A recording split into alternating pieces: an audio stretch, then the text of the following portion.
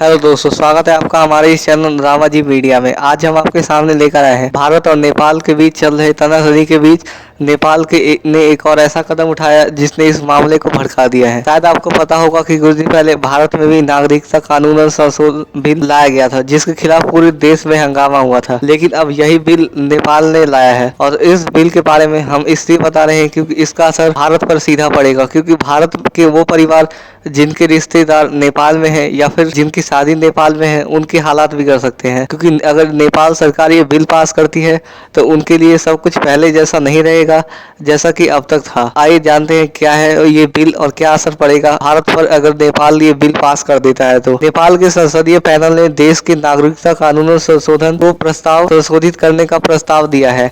अब किसी भी बेटी को नेपाल में बहू बनाने के 7 साल तक नागरिकता का इंतजार करना पड़ेगा। इस कदम से नेपाल भारत के बीच सदियों से चली आ रही रोटी बेटी का रिश्ता खत्म होने की कगार पर है। शायद आपको पता हो कि जब रोहिंग्या क्राइसिस हुआ था तब ऐसा ही हुआ था कि उन लोगों को कोई नागरिकता नहीं दे रहा था। तब भारत में वो लोग शरण लेने आए थे और इससे बहुत बड़ा विवाद हुआ था। हालांकि भारत ने बिल के जरिए उन लोगों को नागरिकता दे दी थी, लेकिन नेपाल का ये कदम बहुत बड़ा संकट ला सकता है। नेपाल की संसदीय राज्य मामले और सुशासन समिति ने देश की नागरिकता अधिनियम संशोधन विधेयक का समर्थन किया। इसके तहत नेपाली नागरिक से विवाह करने वाली विदेशी महिलाओं को नागरिकता प्राप्त करने के लिए 7 साल तक प्रोबेशन पीरियड पूरा करना होगा।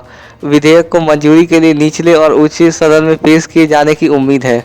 नागरिकता अधिनियम में संशोधन करने का कदम भारत के साथ नेपाल के संबंधों को खराब कर सकता है।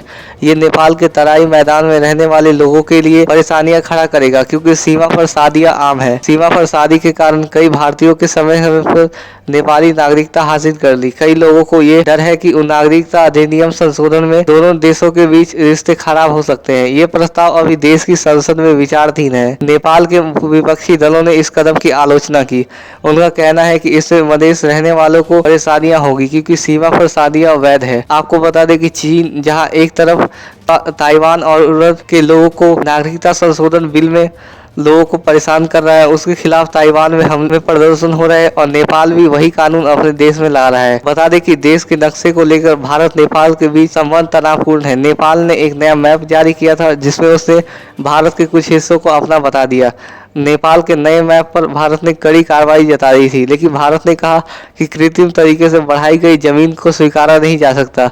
दरअसल मैप में लिपुले, काला पानी और लिम्पियोथारा को नेपाल ने अपना बताया। लिपुले दर्रा और नेपाल के बीच विवादित सीमा काला पानी के पास स्थित है। वो 8 मई को रक्षा मंत्री राजनाथ सिंह ने कैलाश मानसरोवर जाने के लिए 80 किलोमीटर लंबी सड़क का उद्घाटन किया था। ये सड़क लिपुले दर्जे पर जाकर समाप्त होती है, लेकिन नेपाल की ने नाराजगी जाहिर की। नेपाल ने यहाँ तक कि बिहार के सीमाओं पर गोलियां चलाई, जिससे कई मजदूर घायल हो गए। अपनी छोटी छोटी जरूरतों को पूरा करने के लिए भी नेपाल हिंदुस्तान पर आधारित है और उसका ये कदम चीन के उकसावे पर हो रहा है, क्योंकि भारत और चीन के बीच बॉर्डर पर जो मसले चल रहे हैं उसमें नेपाल बीच में अड़ंगा अड़ा रहा है। लेकिन शायद नेपाल को ये बात पता नहीं है कि इससे उसे बहुत बड़ा नुकसान उठाना पड़ सकता है, क्योंकि जिस चीन ने पूरी ताइवान को अपने अंदर कर लिया, उस चीन को उसको अपना साथी बताकर नेपाल अपने पैर पे कुल्हाड़ी मार रहा है। आपको हमारी वीडियो कैसे लगा, अपनी राय हमें कमेंट में दे।